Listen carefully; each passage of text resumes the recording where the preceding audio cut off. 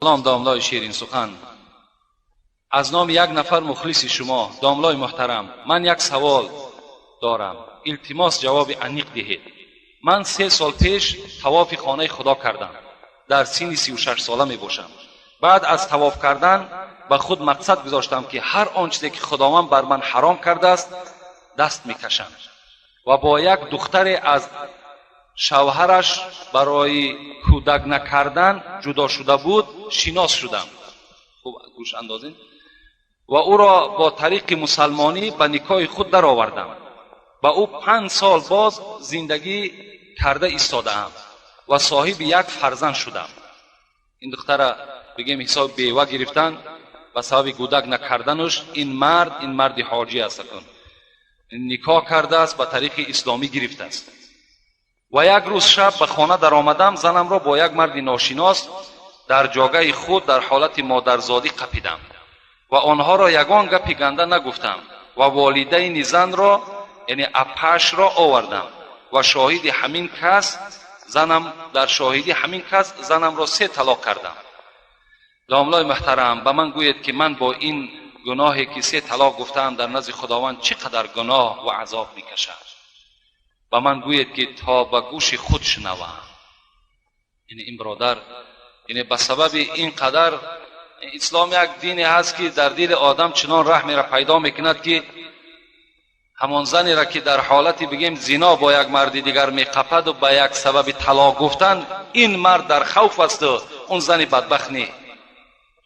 به سبب طلاق گفتنش در خوف است که خدای را چی میگفته باشد، لکن اون بدبخت مردی که در خانه این کس در آمد و این زن بدبختی که این کار انجام داد، اونا از خدا نترسیدند.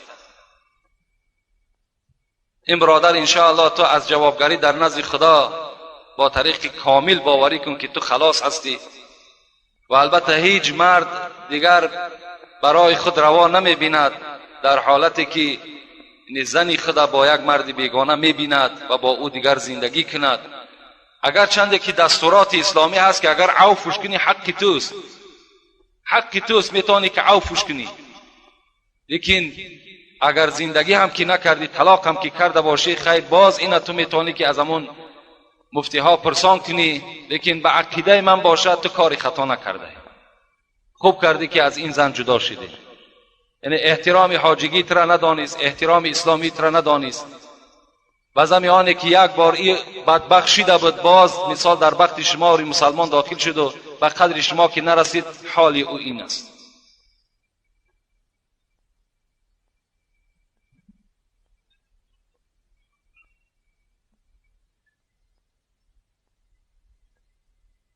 السلام علیکم بابای حاجی، من بیشتر سخنهای شیرین شما را گوش میکنم و میخواهم به 2-3 سوال من پاسخ دهید. در کدام حالت مرد حقوق دارد که زنش را طلاق کند؟ راستی بار در باب طلاق التماس از همه شما فقط مفتی ها را سوال کنید.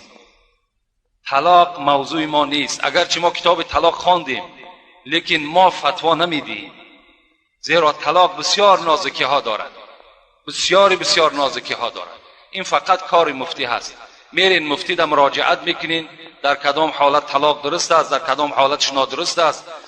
اینا فقط از مفتی ها پرسین. از من پرسین یعنی زنها را چقدر میتونین در خیلی اگر جنایت کلانش اگر دستگیرش نکنین دیگر در بعضی عادی ترین صورت ها شما طلاق ندهین. در لباس ناخوب شست یا خانه را ناخوب رفت یا طعام بی لذت تیار میکند یا کمی به سوی تو مثال گپ گردانید، اینها حالت نیستن که شما طلاق به اونها روا کنید، بلکه این حالت ها هم میتونین شما آداب دهید. میتونین به طریق صحبت، به طریق مصلحت، به طریق جمع آوری پدر و مادرش اولاد اجدادش او را تربیت کنید. نماز بامداد را در ساعت 7 یا 8 خواندن ممکن است. در ساعت 7 اگر طلوع آفتاب نباشد جایز است. من نمیدونم در ساعت 7 طلوع آفتاب می شود یا نه. وقتی آفتاب که برآمد دیگر نماز بامداد خواندن چی هست؟ منع می شود. همون طلوع آفتاب یافتن در کار ساعت شد تا طلوع آفتاب جایز. ساعت چند